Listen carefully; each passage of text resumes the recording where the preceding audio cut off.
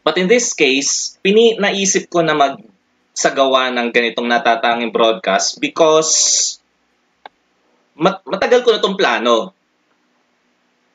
At ngayong pagkakataong ito,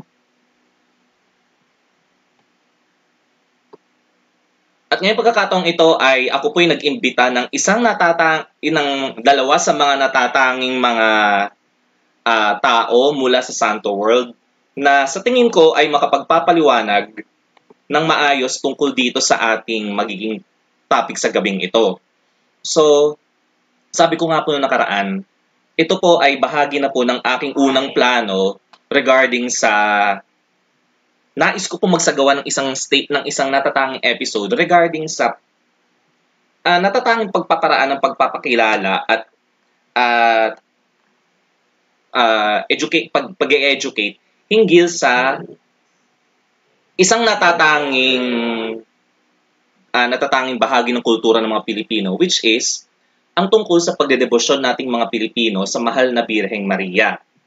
And sa gabing ito, ako po ay merong inimbitahan na dalawa sa mga kilalang tao sa Santo World na sa tingin ko ay mas makapagpapaliwanag hinggil sa natatanging bahagi na ito ng kultura na nating mga Pilipino. At sa sandaling ito, ay una kong ipakikilala sa inyo. Una ko pong ipakikilala sa inyo ang isa sa mga magiging resource speakers nating tong gabing ito.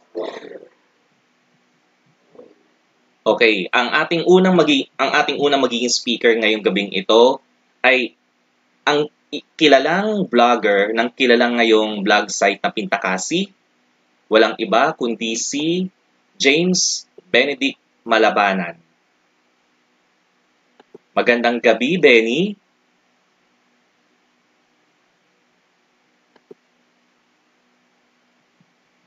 Hello. May problem lang po tayo sa signal. Hello, Benny. Kumusta na? Hi, magandang gabi. Ayan. And we're good. We're good. Okay, welcome. Okay. At welcome sa ating Facebook Live ngayon dito sa Sir Danilo's class. You're live now ngayon at tayo po ngayon napapakinggan sa gabing ito. Yes, thank you for having me. And also, I have also shared this sa aking Pintakasi PH Facebook page as well para mas maganda ang ating audience reach. Okay? Ako, salamat. Maraming salamat, James. Para mas masaya. Yes. Yeah, thank you. Thank you, Dan. Thanks for having me. Yes, thank you, Dan. Actually, ako'y nagpapasalamat dahil ito yung unang pagkakataon na ako'y magsasagawa ng isang collab between 2 or 3 persons na magtatalakay na isang mahalagang bahagi ng kultura nating mga Pilipino. So sabi, yes, actually, napapanahon itong petsang ito, Setyembre 15, kasi meron tayong pinagdiriwang ngayon sa tayo bilang mga Katoliko. Siguro magandang i-explain mo sa atin kung ano bang meron ngayong ika-15 araw ng buwan ng Setyembre. Okay. So, ngayong araw na po ito, so magandang gabi po sa mga nakikinig ngayong gabi. Okay? So, ngayong araw po ito ay ang kapistahan ng Mahal na Birhen ng Hapis. Okay? Kung saan ginugunitan natin ang natatanging papel ng Mahal na Birhen sa pagpapakasakit ng ating Panginoon. Although she did not suffer a bloody martyrdom, but the mere fact that she stood by Christ hanggang sa kanyang kamatayan, she also participated. Parang she renewed her fiat to our Lord at parang ito na rin yung para pakikidalamhati na rin natin sa Mahal na Birhen. And just to give you some history. So, debosyon sa Mahal... di ba? Aga-aga natin, di ba? Yes. Aga-aga natin, no? So, ang debosyon sa Mahal na Birhen ng Dolorosa is one of the most ancient devotions natin sa Mahal na Birhen. Although, this is more of a medieval development kasi more of medieval development na to kasi medyo nung panahon na yun is medyo magulo, okay? And isa sa mga maituturing na pioneers dito was a Dominican friar, okay? with the name of Blessed Henry Sasso, okay? And then, most especially kay Saint Bridget of Sweden. Yes, Saint yes. Bridget is one of the medieval mystics during that time. Contemporary niya ang isang doctor of the church, Saint Hildegard of Bingen. Okay? And parang Saint Bridget experienced a series of visions from, most specifically about the Passion. And it was from one of these visions na nagpakita sa kanya ang Mahal na Birhen and asked her na ipakalat ang debosyon sa Mahal na Birhen ng Hafiz because she gave a set of promises sa mga mamimintuho sa kanyang pagpipighati. And centuries later, Servite order. Kaya kapistahan ngayon ng mga Servites where Saint Peregrine belongs. Okay, Servites ay grupo ng mga isang religious order. Okay. Yes. And we do have a Servite shrine here. We do have the Servites here. Dito sa Muntinlupa City, dito matatagpuan ang Diocesan Shrine of Saint Peregrine. Okay? And dito nila pinapromote si Saint Peregrine at ang devotion sa Mahal na Birhen ng Dolorosa. In fact, they do propagate the Seven Sorrow Rosary. Okay? They do have that every Saturday. Okay? And from the Servites, na ipalaganap din siya by other saints as well. Then modern times na, mga 18th or 19th century, pumasok dito si Blessed Anne Catherine Emmerich. For those who are not familiar with her, siya yung may akda ng Dolorous Passion of Our Lord na naging basis ng movie The Passion of the Christ. Okay, for those who are not aware. And also, parang nagbigay pa siya ng more details ng paghihirap ng Mahal na Birhen at ng ating Panginoon na hindi na gaanong napapansin during her time. Since it's during, medyo nasa scientific revolution na siya when that happened. And also, dito na itatag na rin yung mga Passionists by Saint Paul of the Cross. And one of their main devotions was the Sorrowing Mother. So you would see there Saint Gabriel Possenti, Saint Maria Goretti. Maria Goretti is promoted by the Passionists. Okay, and then si Saint Gemma Gagani, and of course their fundador San Pablo de la Cruz. Okay, and they further propagated the devotion sa Dolorosa. Okay, and it took root further sa Italy, then of course sa Spain, and from Spain, kinalat niya ito sa kanyang kolonya. So you would see there a lot of Dolorosa's images, particularly in Seville and in the Andalusian region and sa Madrid.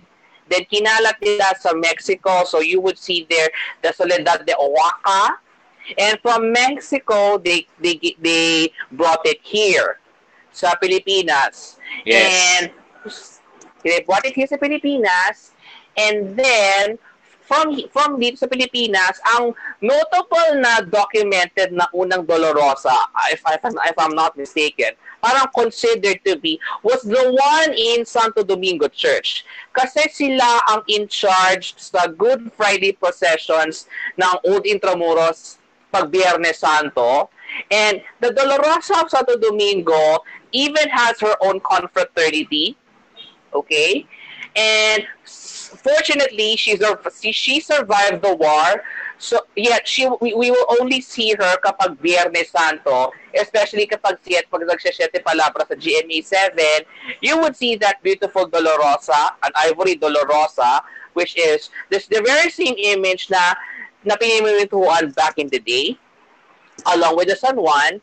At dapat usually kapag September 15 lalabas din kasi siya. Kaso I don't know with the pandemic, so they still kept her for some reason. So, and then lumaganap ang debosyon ng Dolorosa sa Pilipinas first as part of the Holy Week Tableau, okay, as recorded by numerous archivists, especially sa mga Franciscan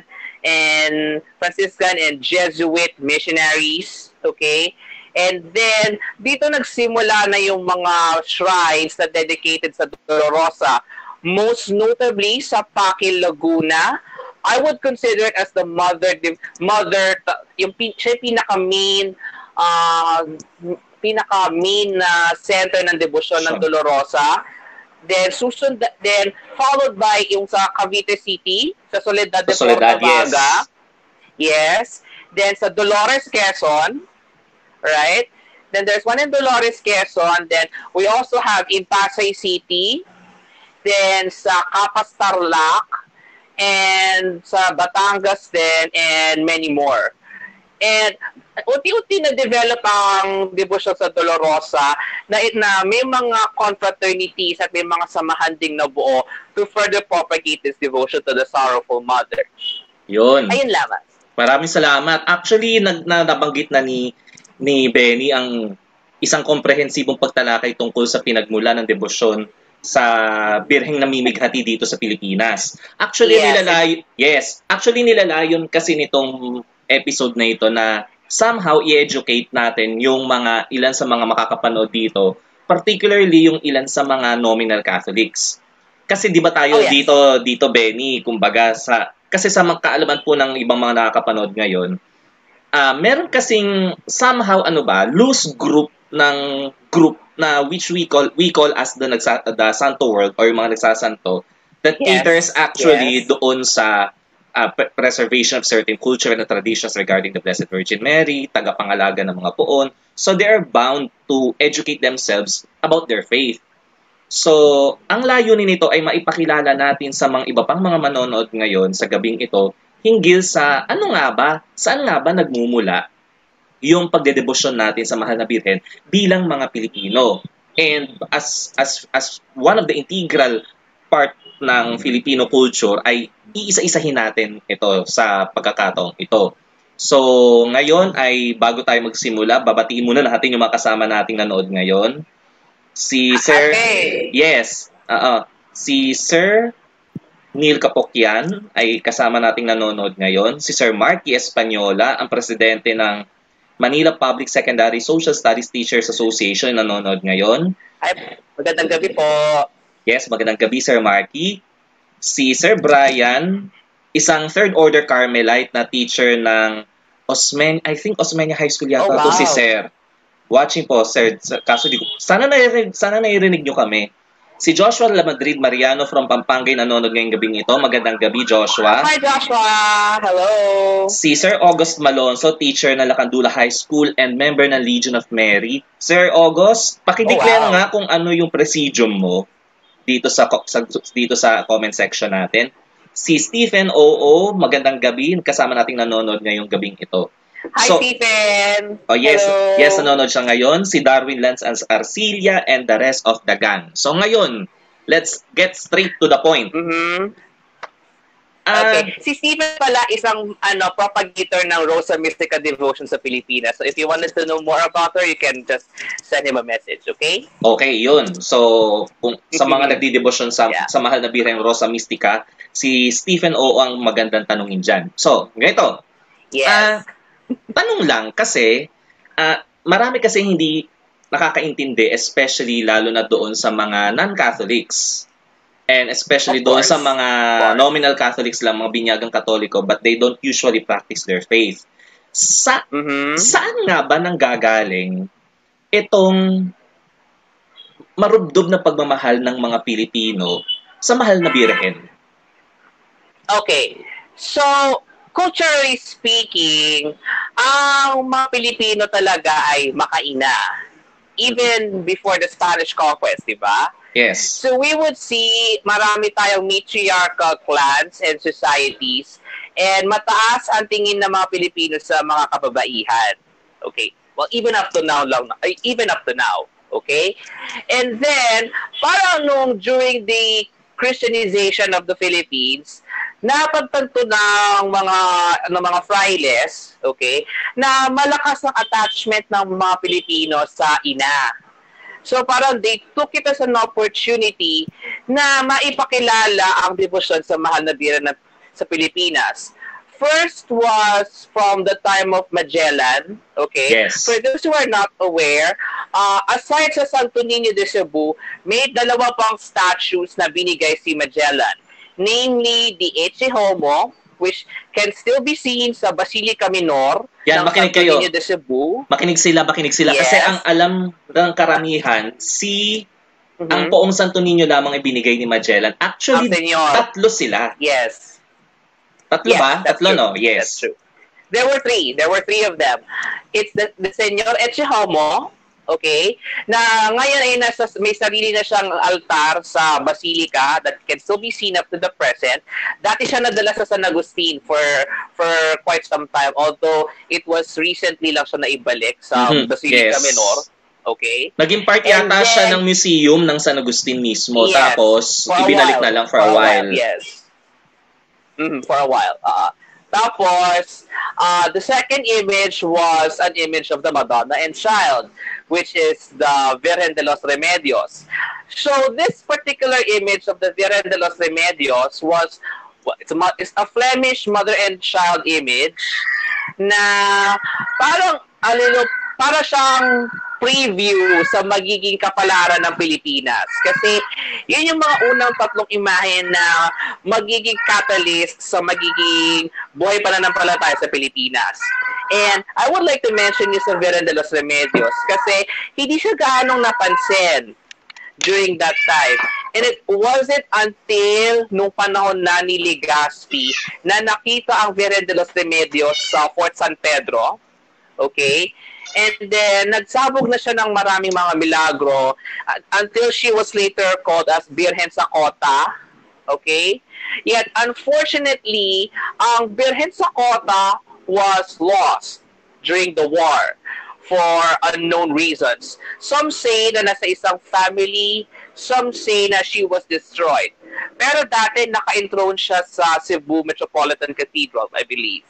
And then, parang yun yung parang prelude sa magiging Marian devotion sa Pilipinas until May 19, 1565, nakita na isa sa mga sundalo ni Miguel Lopez de Legazpi ang matandang imahen ng Nuestra Señora de Guia na sinasamba, okay, again, I'm going to put some cultural context in here, na sinasamba ng mga Filipino pagans sa isang pandan bush sa bandang Manila Bay where the shrine is right now, I believe. Okay, andito sa picture natin ngayon sa labas, yung picture ng mahal na birhen ng Digia na binabanggit sa atin ngayon ni Benny. Yes.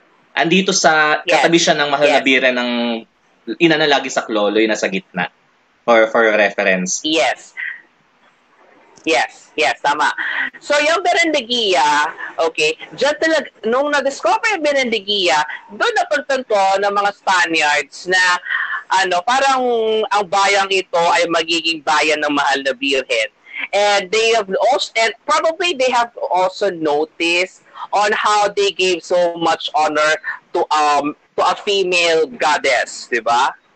So they did devise means para makatikais ang mga Pilipino at maibigay ang karampatang karangalan na maibigay sa mahal na Birhen.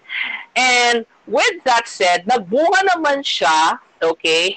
And from the devotion to the Virgin of Guidance, dito lalong umusbong ang debosyon sa mahal na Birhen sa buong Pilipinas.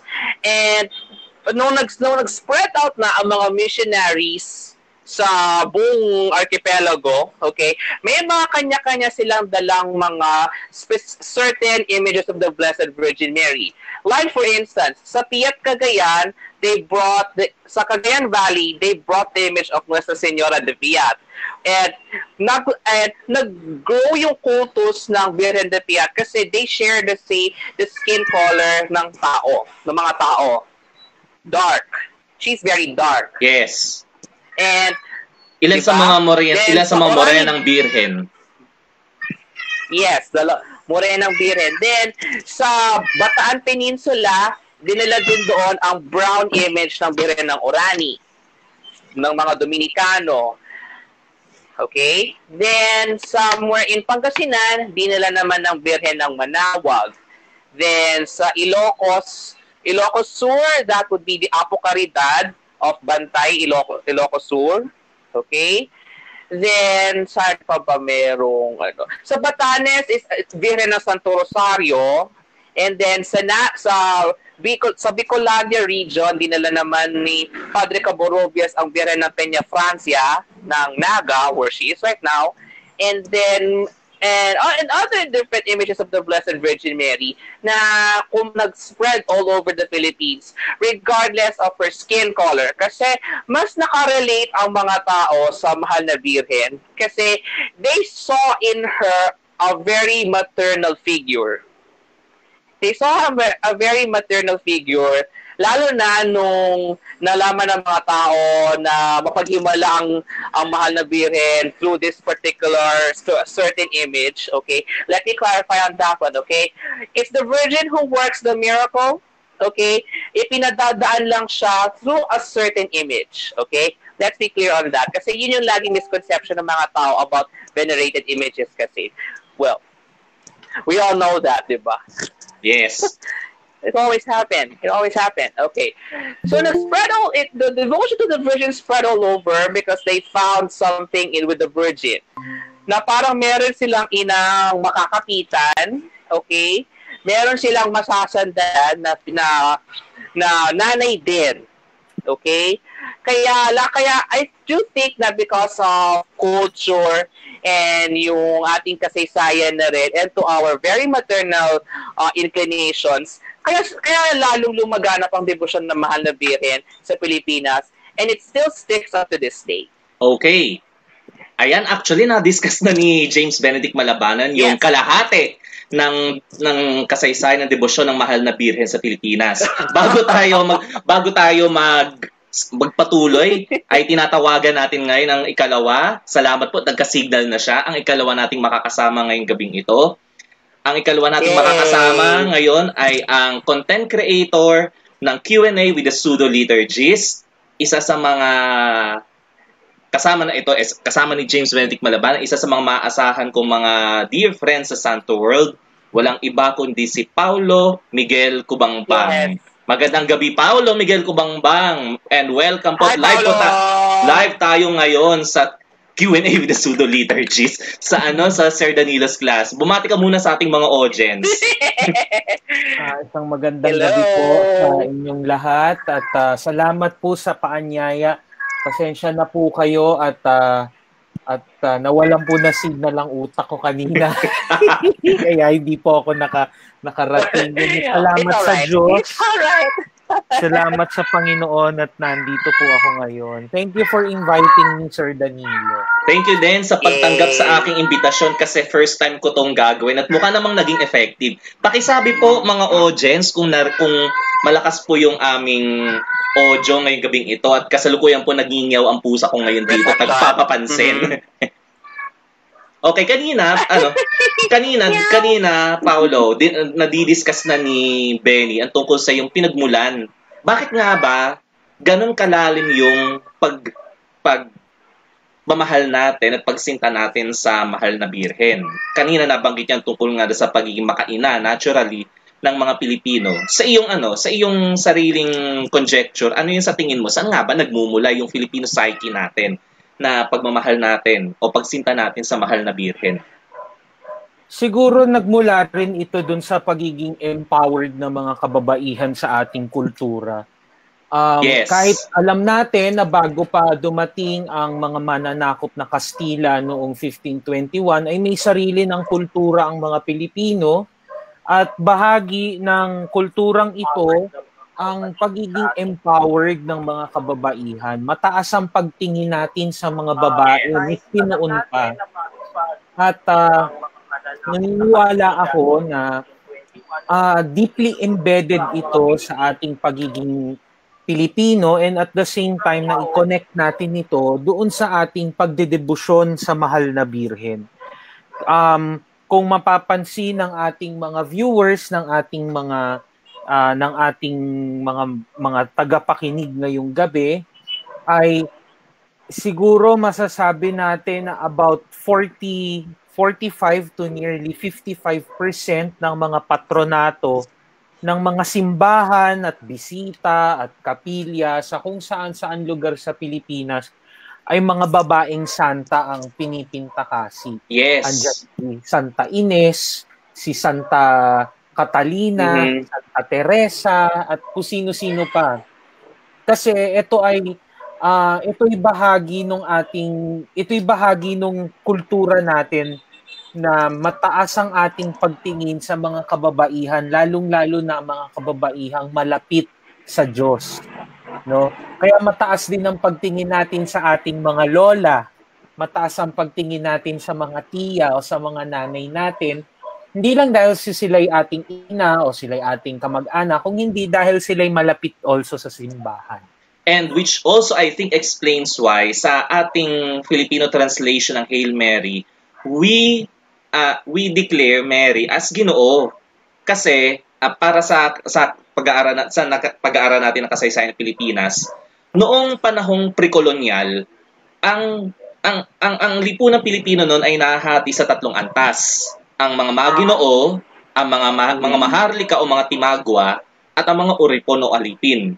So when we say mga Maginoo or mga Ginoo, ito yung mga taong nasa matataas na antas ng lipunan. So kapag tinatawag nating Ginoo ang isang tao, it doesn't necessarily mean ito'y lalaki. At ito'y kadalasan nagiging pagkakamali ng marami sa mga, especially sa ibang mga religion na tinatawag, bakit nila sinasabing Ginoo si Maria, ay babae siya. Way back before, when we say Ginoo, ikaw ay isang tao na nasa isang mataas na antas sa lipunan, either lalaki o babae. Kaya tama si Paulo.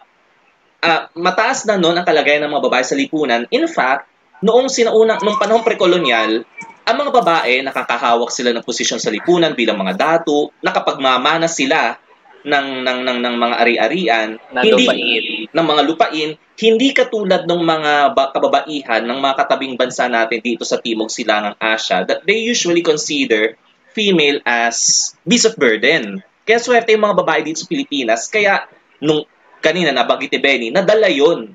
At itong ginamit ng mga mananakop na Espanyol sa pagpapalaganap ng debosyon kasi may innate tayong pagmamahal at paggalang sa mga babae.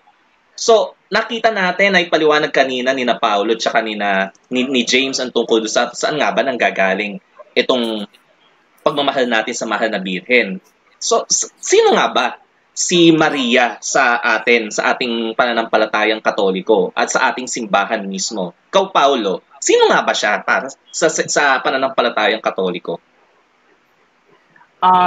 Napakalalim ng dimensyon ng kung sino si Maria para sa pananampalataya dahil napakaraming facets ng role ng mahal na Birhen sa ating pananampalataya. Siguro magandang umpisahan natin sa kung sino siya sa kanyang role sa kaligtasan ng ating sa salvation history, no. Si Maria ay ina, of course, we all know that.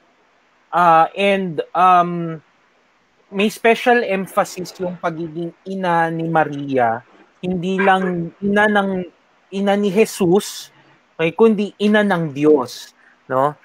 Actually, magandang linawin yon. Actually, tatanungin ito sa atin ng mga makikinig sa atin. Di ba si Kristo ay Diyos? Paano nagkaroon ng ina ang Diyos? Kasi si Jesus ay Diyos. Ganun po kasimple yun. Yung ganun simpleng logic. Kristo. Opo, Diyos po si Kristo. Yung po lang ang sagot dun. Kung hindi po natin matanggap sa ating sarili na ang Panginoong Jesucristo ay Diyos at tao, wala pong kapatutunghan ng ating pananampalataya kay Kristo kung siya lamang ay tao, hindi ba? Yes, kasi yung cornerstone ng faith natin.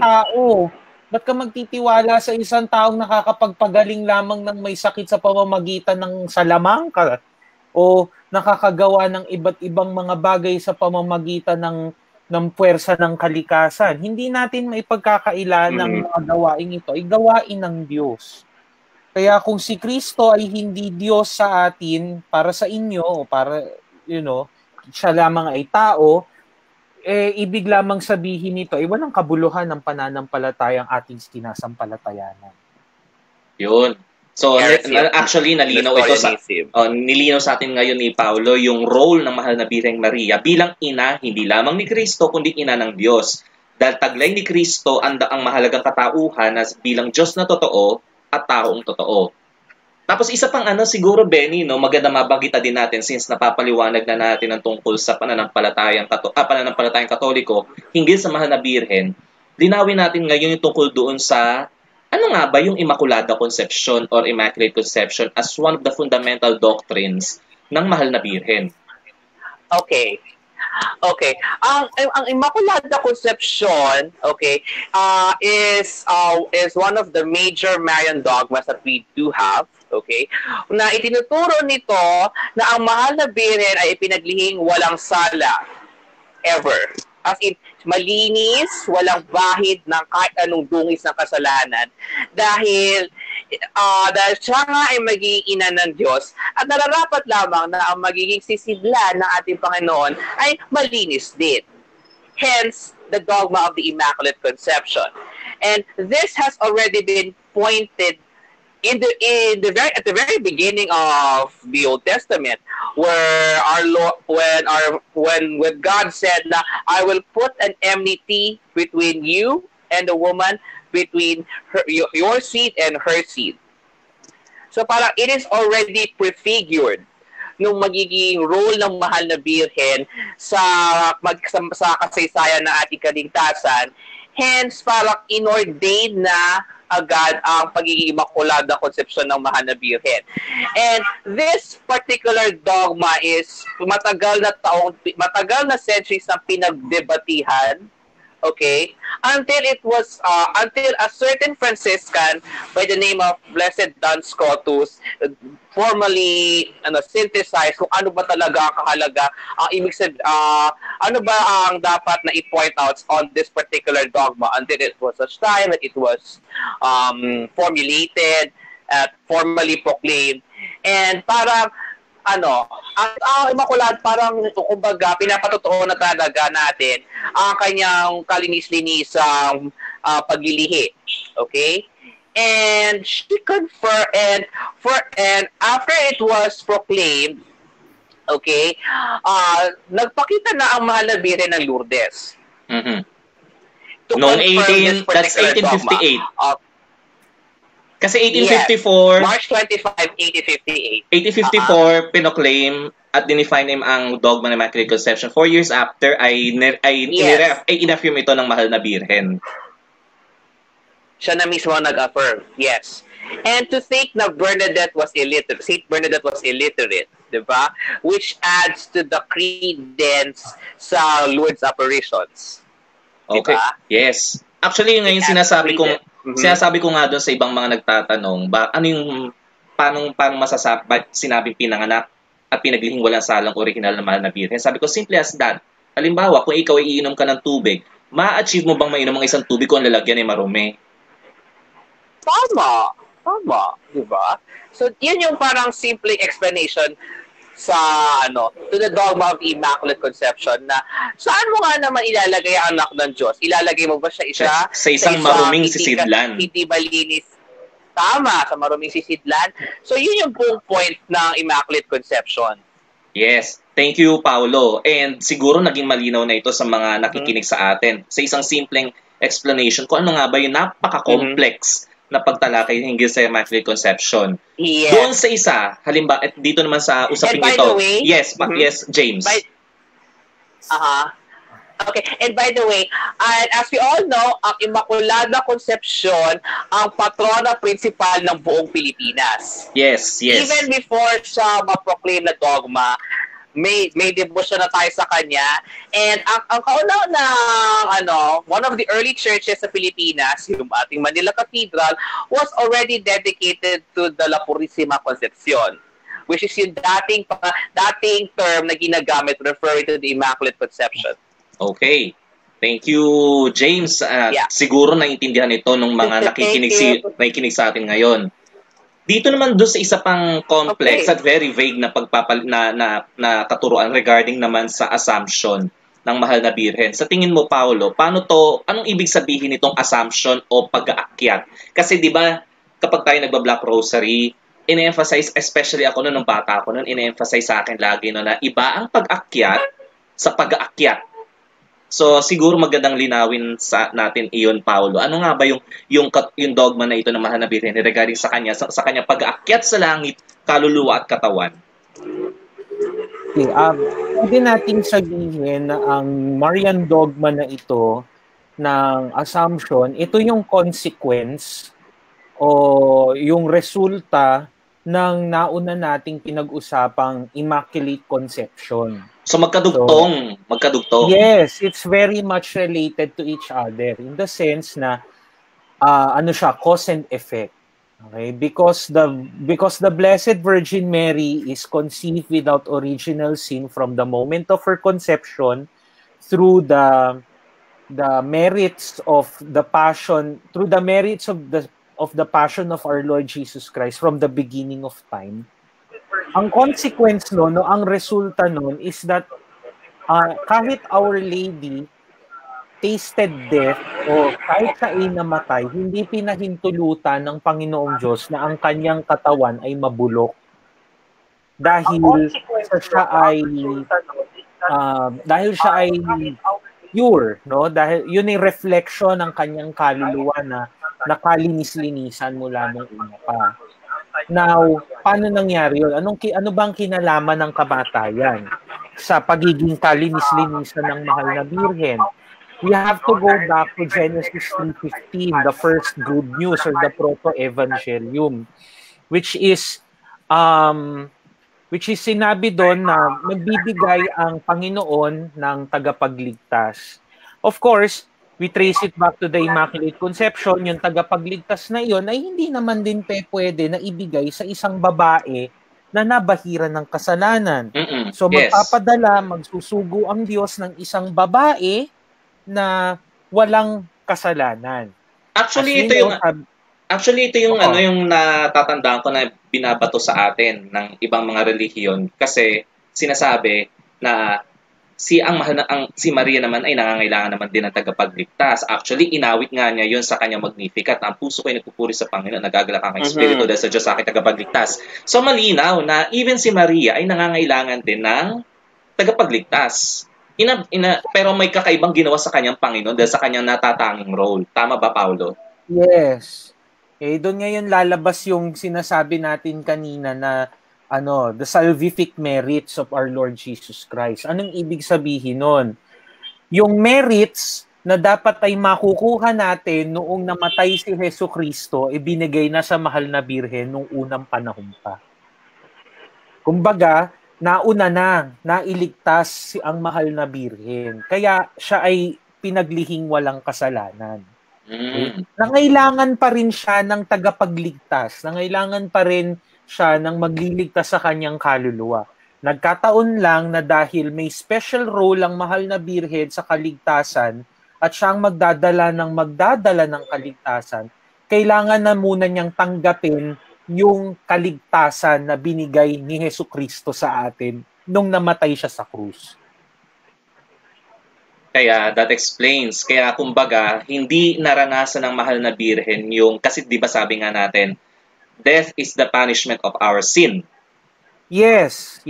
Kaya hindi yun pinaranas ng Panginoon sa Mahal na Birhen. Hindi nagdanas ng kamatayan ang Mahal na Birhen bilang, kumbaga, reward sa kanya ng Panginoon dahil sa pagiging dalisay at dahil sa pagtalima sa kanya ng pagtalima ng Mahal na Birhen sa Panginoon sa kanyang mga pinag-uutos. So ibig sabihin, may malinaw tayong pagtingin, tayong mga Katoliko sa Mahal na Birhen. Na ito, alam natin siya ay tao, pero merong ginawang natatanging role ang Mahal Panginoon sa Mahal na Birhen. Kaya itong mga biyayang ito ay pinagkaloob sa kanya.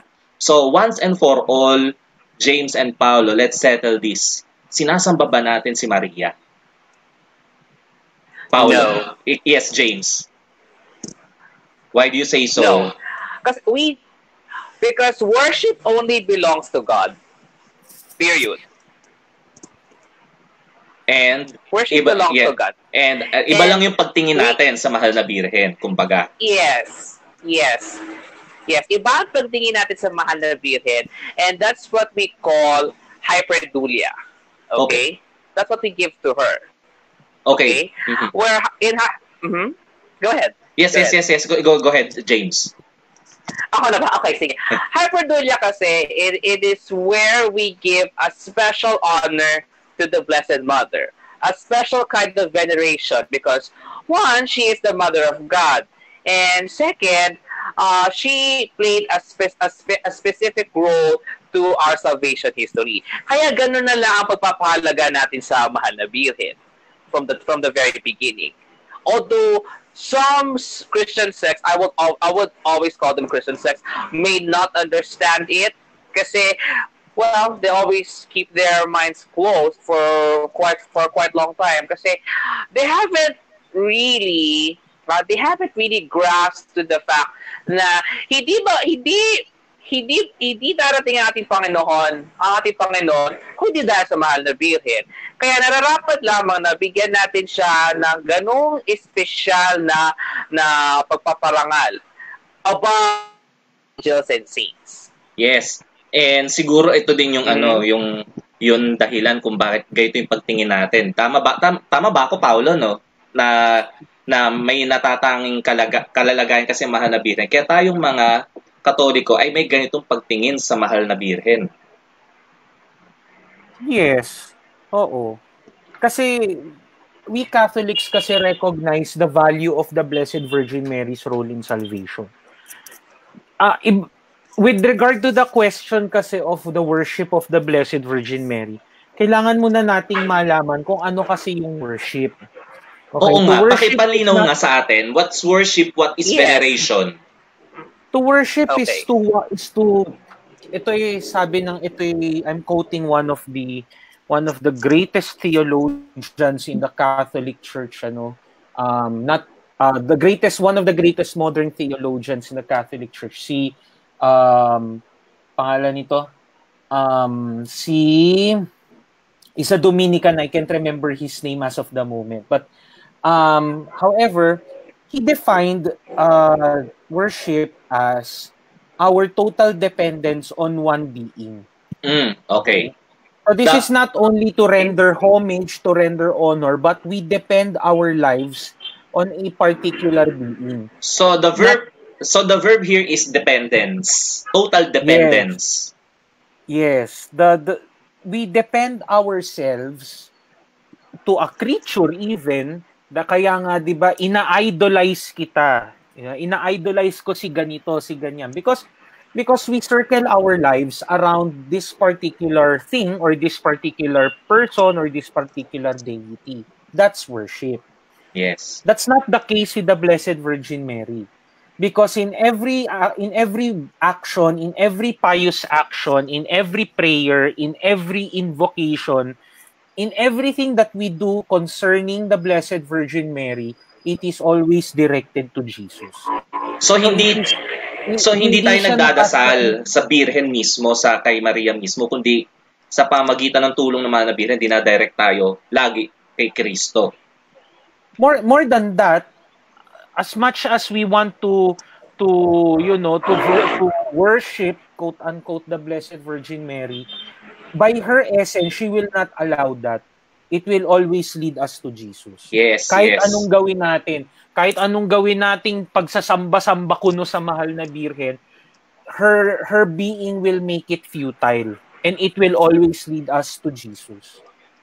And devotion to Mary will always show us kung paano natin pinahalagahan ng Diyos, being Mary, the greatest creation ever by God. Yes.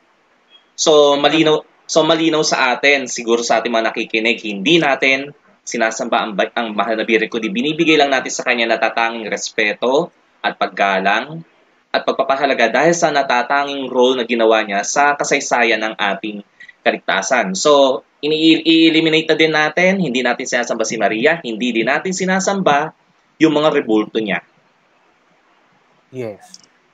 So, sabi nga natin, lagi tinuturo sa natin sa mga it's just statues or images are just only representations ng Diyos. Tama ba ako, Paulo, no? Yes, they are. So, insofar as Jesus Christ, who was the incarnate Son of God, is also the authentic image of God the Father. Mm-hmm. Eh ngayon, halimbawa, kasi since kanina nababanggit na din natin tungkol sa mga rebulto, ang Birhen, especially sa Pilipinas, ay nagtataglay ng mga iba't ibang mga titulo. Andyan na Mahal na Birhen ng Lourdes, nandyan na Mahal na Birhen ng Fatima, nandyan ang Mahal na Birhen ng Santo Rosario, and all. Tatanungin ito ng ilang mga hindi nakakaunawa ng ating mismong pananampalataya. Ba't ang daming, iba-iba ba si Maria? Ba't ang daming titulo? Anyone from you? James, siguro?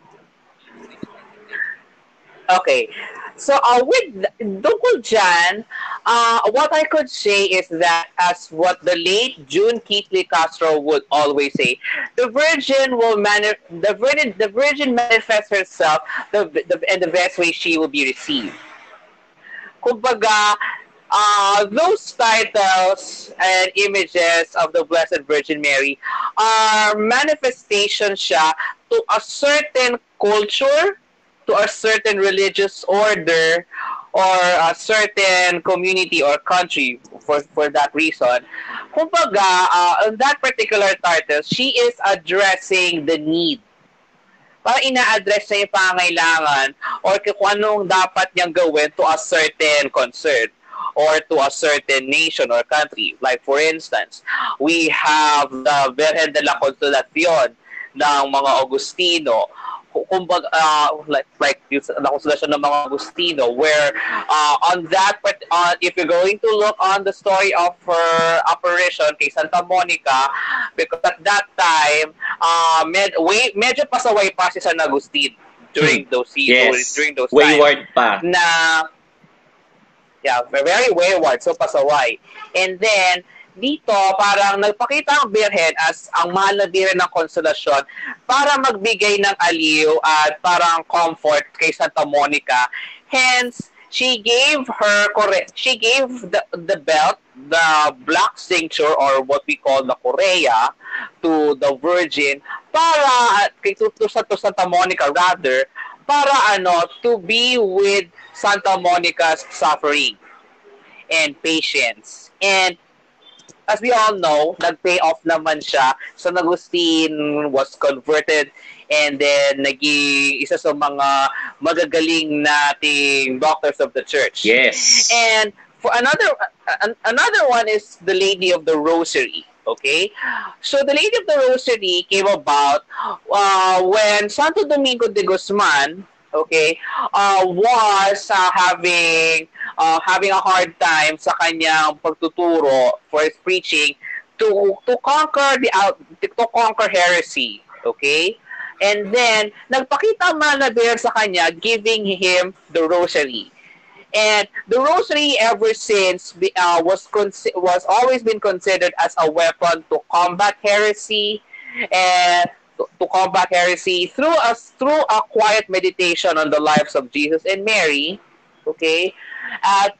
And this is evident sa pagsugpo ng mga heresies from the time of St. Dominic and onwards at sa mga military and naval victories like in Lepanto and syempre sa atin sa La Naval de Manila in 1646 sa atin. And then, and at the other end, of course, yung for the case naman ng para sa ipa-preserve ng kabanalan na ating kaluluwa, dito naman papasok ang Virgen del Carmen. Okay? Where she appeared to Saint Simon Stock, okay? The prior general of the Carmelite order, where she gave the brown scapular as a sign of her protection hanggang sa kanyang kamatayan, because she promised that kung sino man na magsusuot ng eskapularyong ito ay hindi magdadanas ng apoy ng habang buhay na apoy, provided that the soul, that the faithful who will be wearing it will try his best to preserve his soul, na parang kailangan mai-preserve niya yung kanyang yung kanyang kaluluwa, kanyang pananampalataya, and also a sign na din of Mary's protection. And parang from those examples that I provided, doon natin makikita na each Marian title or a certain image on that matter ay may specific need na ina-address. Kaya kahit sa sanre-sanrekwang titulo, imay na malabirin, let's keep in mind na each of them has a certain need to address or a certain nation to protect. Like for instance, we will go sa Birhen ng Guadalupe. She took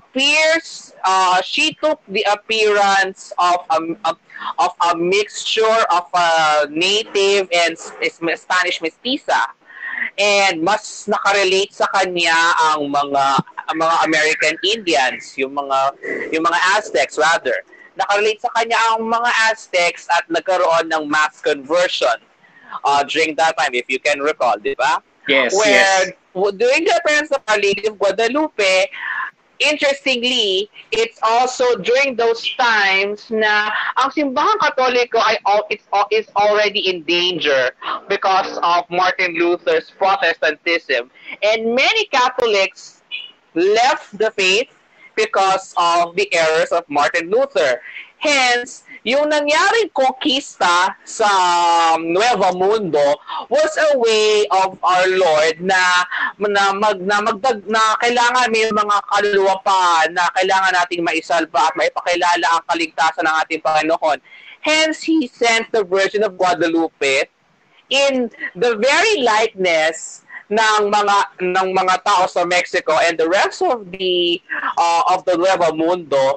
And lo and behold, marami ang na-convert sa ating pananampalataya, and the devotion to the Virgin of Guadalupe, to the La Guadalupana, flourished and still evident up to this day. Not only in Mexico, but also in North and South America, even dito sa atin, given with our close ties with Mexico. Another example for this is, ano ba pwede ko pang isay? Well, there were too many of them to be honest. Yes, actually, napakadaming titulo ng Mahal na Birhen, and actually sa mismo na since nababanggit mo na din ang tungkol doon sa mga iba't ibang paraan ng pagpapakita o aparisyon ng Mahal na Birhen sa mga iba't ibang lugar. So dito, siguro Benny, malinaw siguro sa atin na nagpapakita ang Mahal na Birhen sa iba't ibang anyo, halimbawa sa Lasalet, bilang kung ano yung kasuotan mismo ng mga tao sa France ng lugar ng panahong iyon. Nagpakita man na Birhen ng Guadalupe bilang yung itsura at kulay ng isang sinaunang reyna dati ng mga Aztec. So expressing the need and need nung kanyang mensahe mismo. Tama, siguro yung naging malinaw siguro sa atin. Actually kanina nabanggit mo ang tungkol doon sa Rosario, yung nagpakita Mahal na Birhen kay Santo Domingo. Siguro linawin natin ngayon itong pagkakataong ito, Paulo, kasi isa to sa mga binabato din sa atin, sa ating mga Katoliko, dahil ang isa sa mga paraan ng pagdedebosyon natin sa Mahal na Birhen ay ang pagdadasal ng banal na rosaryo. Pinabato sa atin, paulit-ulit daw tayo magdasal. Linawin nga natin, ano ba itong Santo Rosario na ito? Ang Santo Rosario, ayon sa kasaysayan, ay isang paraan ng meditation na kahit pa noon, nung panahon pa ng mga sinaunang Kristiyano, ay ginagawa na nila. As we all know, yung mga early Christians, they would use ropes with knots, and then they would pray certain short prayers, ng paulit-ulit. It reflects what Jesus said in Scripture wherein He said to pray unceasingly, to be persistent in prayer. Okay? Yun yung ating reflection doon sa utos na iyon ng Panginoon na tayo ay laging magdadasal. Paano? Whenever that we pray the rosary, we address the Holy Trinity, Father, Son, and Holy Spirit. We address God the Father through the Our Father. We address Our Lady through the Hail Mary, and at the same time ay pinagninilaya natin, isinasa puso natin yung mga misteryo ng buhay ng ating Panginoon at ng Mahal na Birheng Maria. I don't think there is much more there's much more of a prayer worthy second to that of the Holy Mass than that of meditating on the life of Jesus and Mary. Kasi hindi lang tayo, prayer kasi is always two-way. Okay? Hindi naman yan parang one-way street. When we pray, we talk to God and God talks back to us. But of course, in our modern times, God will not talk to us directly. In a voice in a cloud, not unless through his divine grace he can do that, but he will not do that. So, how does he talk to us? God talks to us through our meditation of the mysteries, which we have been doing since the time of the early Christians. So, yun ang rosaryo para sa atin. So nililinaw natin na hindi lamang ito repetitive prayer, but it's more on the meditative prayer. Tinuturuan tayo na magnilay doon sa mga misteryo ng incarnation and redemption ng Panginoong Jesucristo. At actually yung mismong mysteries na ito ng Santo Rosario ang actually summary na halos ng gospel Kumbaga, tama ba ako, Paolo? That's true, 'di ba? And anong sabi ng Panginoon sa gospel? Sabi niya, 'di ba, blessed are those who hear the word of God and keep it. It's an expression of meditation when we hear the word of God and keep it in our hearts. Kaya napaka-integral sa katuruan ng sa ating pananampalatayang Kristiyano pagdarasal ng Santo Rosario. If you're a married devotee, imposibleng hindi ka marunong magdasal ng banal na rosaryo. And so I suppose malinaw ito dun sa mga kasama nating nakikinig ngayon. So bukod dun sa pagdarasal ng banal na rosaryo, isa pang anyo ng expression ng debosyon natin sa mahal na Birhen ay yung pagsasama o pagdalo sa mga prosesyon. Pakilinaw sa atin ito ng konti, James, kung ano nga bang linawin natin to, ano ba itong mayroong prosesyon tayo mga Katoliko and so on. May prosesyon tayo. Okay. So as far as ecclesiastical history is concerned, and also by tradition, a procession kasi is part of popular piety. Okay? Part siya ng ating popular piety wherein we brought out the images of our Lord, Our Lady of the Saints, and even the Blessed Sacrament in the Corpus Christi or Holy Thursday procession. Parang we are bringing them out in procession. Kumbaga, madalas po what I'm noticing, okay, is that parang dinadala natin ang isang mapaghimalang imahen na ililibot siya sa buong vicinity o kung ano mang sakop ng community to ask for the location's guidance, okay? At parang protection din. It's also a way of a community prayer where ang lahat ng nandun sa buong prosesyon ay sama-samang nagdarasal at humihingi ng awa sa ating Panginoon na nagabayan niya at protektahan niya ang bayang ang bayang nasasakupan ng patrong ito. Okay? Kumbaga, it's more of processions should be looked at as an act of supplication. Okay? Kasi sadly medyo nawawala na rin kasi ng point ang mismong esensya ng prosesyon kasi with all of yung parang excess of glamour, which although I do not find anything wrong with a beautiful karosas and gayaks and everything, kasi we always make sure that we give what is best to our Lord and our Lady and to His saints.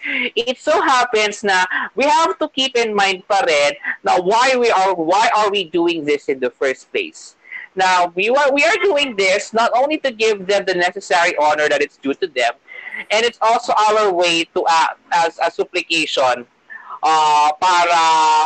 let's just say, para mawala ang isang peste, or parang proteksyon sa buong lugar, o mawala yung ganitong pandemya or sakit. Kasi Philippine church history gives us numerous accounts na dahil sa mga ganitong posisyon, nawala ang mga pandemya, nawala ang mga sakit, or nailigtas ang bayan sa isang peste. Best example dito is yung sa Antipolo, na nagkaroon ng cholera epidemic, okay, during that time, and napag-desisyon na iposisyon na ang Birhen ng Antipolo papunta sa Pinagmisahan Hills, which is nasa vicinity lang naman ng Antipolo. And from that moment na dinala siya doon sa Pinagmisahan Hills, and after the Mass, unti-unting nawala ang cholera outbreak. And famous example din dito. And kumbaga, from that time, doon nagsimula na ang traditional na romeria sa Birhen ng Antipolo every summer. And the same thing can be also said sa Lanaval. Okay? Kaya nagkaroon ng procession para sa one of the main origins ng Lanaval procession is nangako ang mga sundalong Espanyol-Filipino na maglalakad sila ng nakayapak bilang pasasalamat sa tagumpay nila to the 5 naval battles ng 1646. And from that particular panata, later on, doon na develop yung posisyon ng Lanaval that we all know and we always love to join from the moment na nakilala natin ng Lanaval, di ba? Parang doon yung nag-ugat. Kumbaga, the processions should be looked at as an act of supplication and an act of thanksgiving. Yes, actually, tama, Benny. Another famous... Yes, continue. Yes, continue, Benny. Another, yung this coming September, sana, yung famous fluvial procession ni Ina sa Naga, sa Peñafrancia, okay? That came about nung another case of cholera outbreak sa buong Pilipinas na napag-desisyonan ng buong ecclesiastical hierarchy ng Nueva Cáceres na dalhin ang imahen pagnobenahan ang Birhen ng Peñafrancia at ang El Divino Rostro sa Katedral ng San Juan, okay?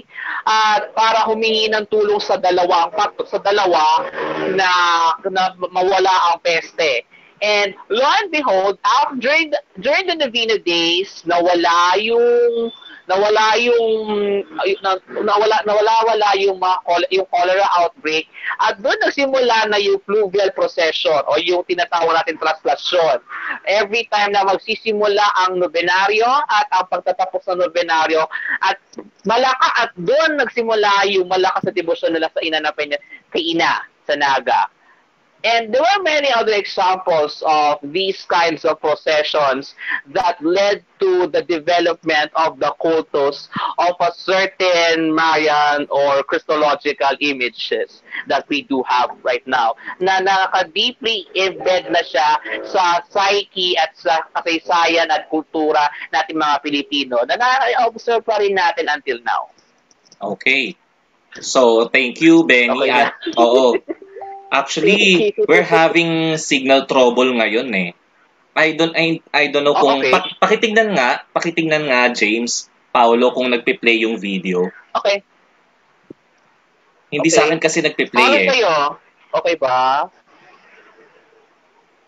Sandali. Sa akin naman. I'm checking that one too.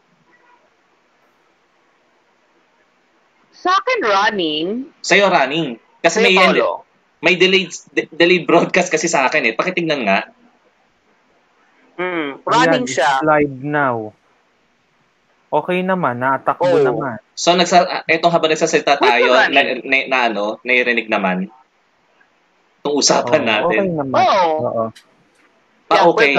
We're good naman pala. Okay, sige. So, continue tayo. Actually, gusto ko yung Yes. Actually, gusto ko sanang mabanggit yung tukol dun sa linawin natin yung kanina nabanggit tukol dun sa prosesyon kasi alam natin na nangyayari ito madalas either pag buwan ng Mayo o buwan ng Oktubre. Kasi natatandaan ko, Paolo, isa to sa mga naging discussion mo doon sa Q&A with the pseudo liturgies regarding sa Flores de Mayo and Santa Cruzan.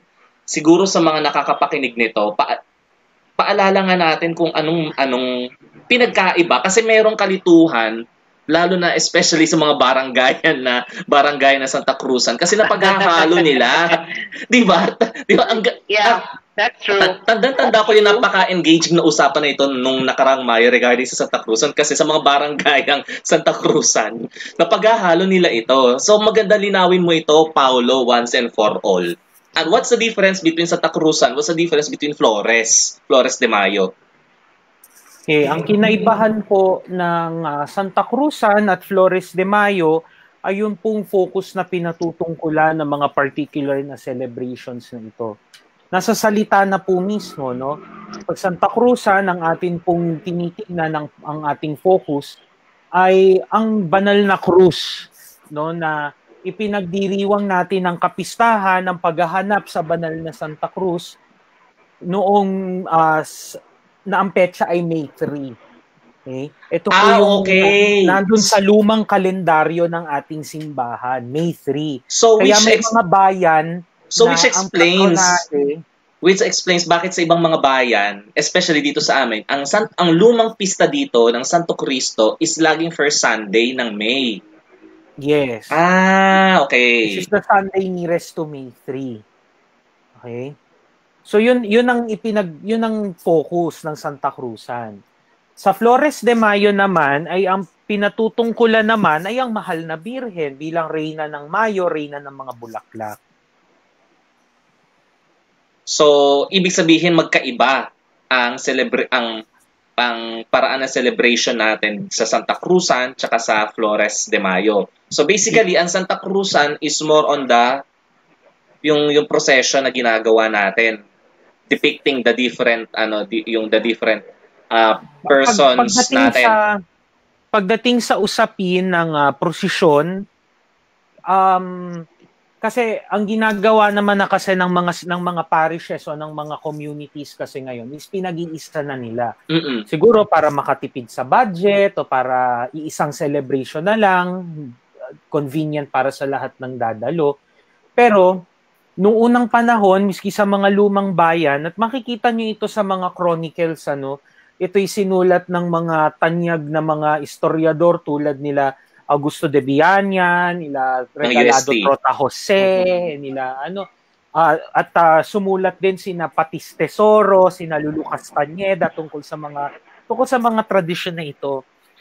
Ang sinasabi sa mga pag-aaral ay ang lumalabas na pinoprosesyon kapag Santa Cruzan ay ang banal na krus at ang patron ng kanilang bayan. Gayon din ay lumalabas ang iba't ibang mga sagala na nagre-represent sa history of salvation.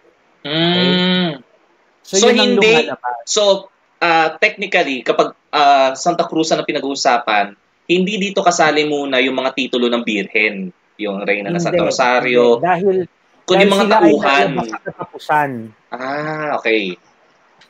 So tauhan ng yung mga tao na kumakatawan sa mga taong may kinalaman sa kaligtasan ng salvation, yung bahagi ng prosesyon ng Santa Cruzan. Yes. Sina Infanta Judith, sina Reyna Esther, yan, si Fe Esperanza Caridad, si Reyna Sentenciada, Reyna Abanderada. Ito yung mga sagala na lumalabas kasama ng Santa Cruz. Not only that they are part of the salvation history, but they also are the virtues that the Christians must possess in order for them to carry the cross worthily. Diba? Kaya nga may Reyna Sentenciada because that symbolizes fortitude. Reyna Abanderada because that symbolizes the virtue of fidelity, loyalty, and of course, faith, hope, and charity. At ito naman, yung usual na nakikita natin ngayon sa mga, sabi mo nga, nagkakaroon ng fusion sa prosesyon ng Santa Cruzan and Flores de Mayo kasi nasasama na yung mga titulo mismo ng Mahal na Birhen na supposedly ay ginagawa natin pag Flores de Mayo.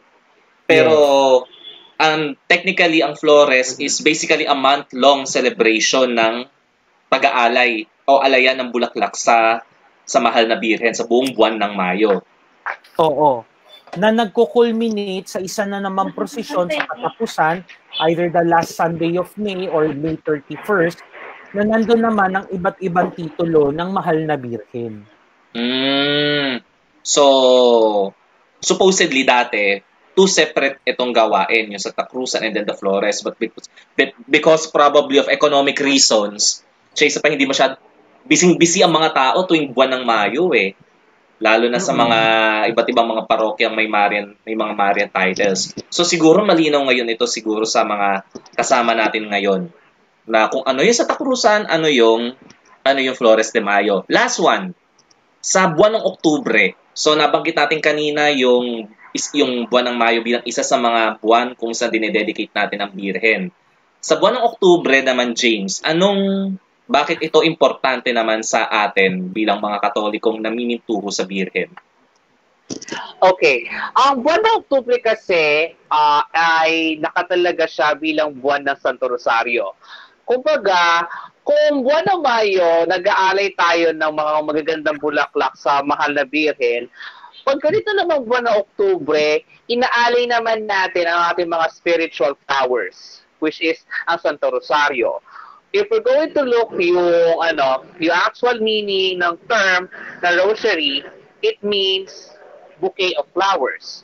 Kumbaga, whenever we will pray the rosary, parang binibigyan natin ng isang napakagandang bouquet ng flowers or crown of flowers ang ating mahal na birhen. Kumbaga, this is more of a spiritual side ng Flores. It just so happens na ito ay naibigay ng buwan ng Oktubre for many reasons. One, dito nangyari yung Battle of Lepanto. Mm-hmm. It was during the month of October. Yes. And also, interestingly, sa Pilipinas, October din natapos ang battles ng Lanaval de Manila. Interestingly, dito din.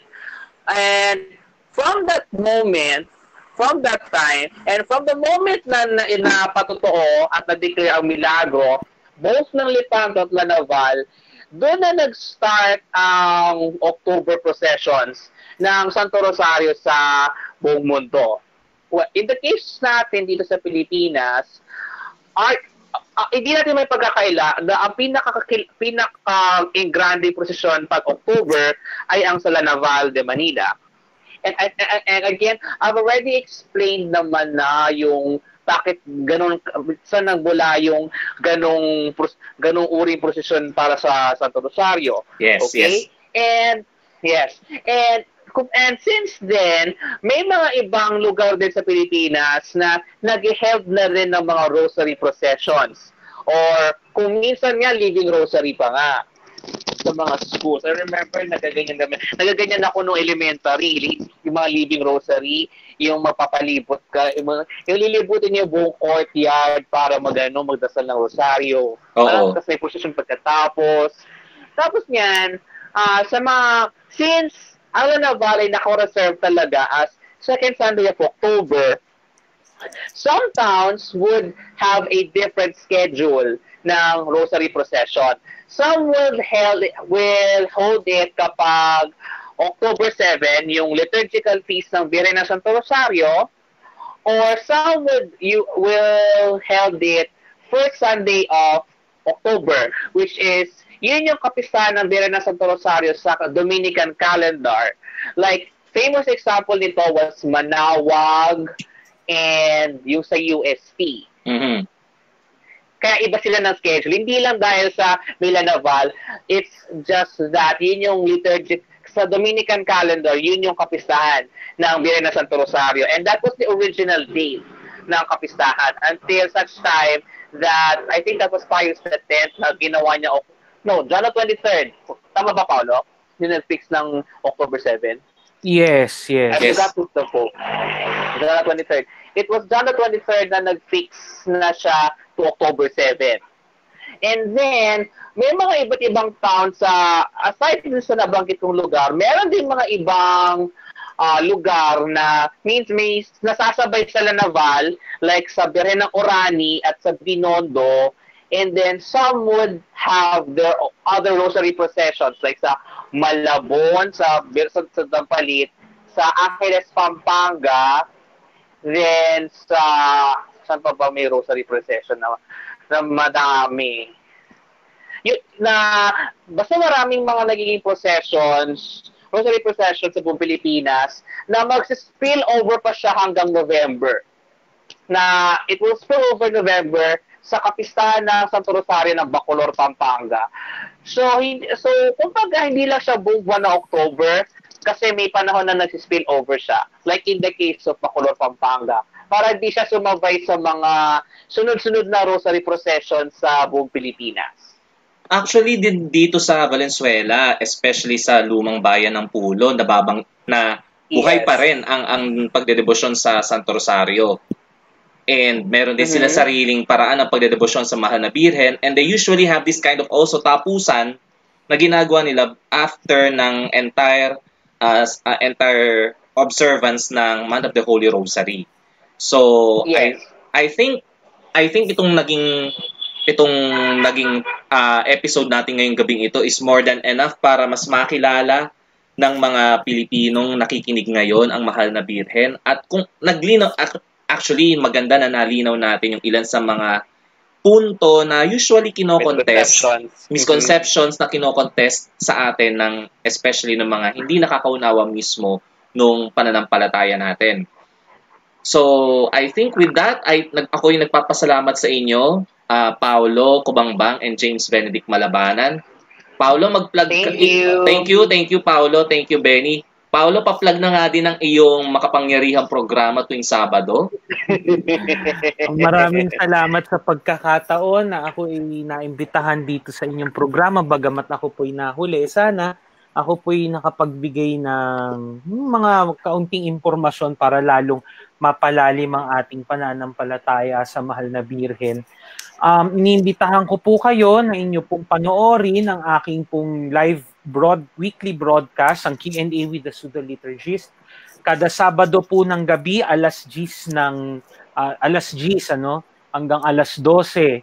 Ang Q&A with the Pseudo-Liturgist po ay naglalaman ng sari-saring kuro-kuro, mga diskusyon, at paminsan-minsang okrayan, ngunit all in good taste naman. At para naman po yun sa, ito po'y para sa ating entertainment and at the same time para sa pagkuha natin ng ating daily dose of theological knowledge. So please, panoorin nyo po sa aking profile, yung aking pong profile, PM Kubangbang. Panoorin nyo po ang Q&A with the Pseudo-Liturgist every Saturdays, 10 p.m. Yan. Actually, isa po ako sa mga masukid na kailan ba ako nag-start makinig? January ba? May? Basta natatanda ko, isa sa pinakamagandang engagements na nangyari doon sa program mo is yung nung panahon nga na dinidiscuss natin tungkol doon sa mga tradisyon sa buwan ng Mayo. I would always remember that. Kaya sa mga kasama nating nakikinig ngayon, tune in po tayo kay Ginoong Paulo Miguel Kubangbang sa kanyang sa kanyang FB Live broadcast, Q&A with the Pseudo-Liturgist every Saturday alas 10 ng gabi sa kanyang Facebook account. Maraming salamat, Paulo. And Benny, paki-promote na nga din yung sayo. Yes, okay. So ako naman po ay meron ding weekly Sunday broadcast din. And yun ay Sundays with Madam X. Okay? Yan ay every Sunday, 9:30 po ng gabi until at least it's an hour and a half show. Depende sa magiging flow ng discussion siya. So it's mostly tackling on some questions on popular piety dito lang, not only here in the Philippines but also din sa ibang bansa. And also an avenue to introduce some devotions na rin that I do felt na it's quite necessary for us. Okay? Yes. Every Sunday siya. And also, of course, plug ko na din yung aking blog na Pintakasi. Okay? Yes. Where it it tackles on the history and the devotion of numerous images of our Lord, Our Lady, and the saints dito sa bansang Pilipinas, and also some commentaries and special features like what I did last Saturday, which happens to be my 4th anniversary of my blog. Happy anniversary! Thank you. And also, may mga special features din ako sa Facebook page, to my Facebook page, Pintakasi PH. So, you will get some news and updates sa mga nagaganap sa iba't ibang mga parokya at mga ibang kaganapan sa ating simbahan. And maraming salamat po sa pakikinig. And Sir Dan, thank you so much for inviting me over to your podcast. Kasi it's one of the, kasi off po kayo.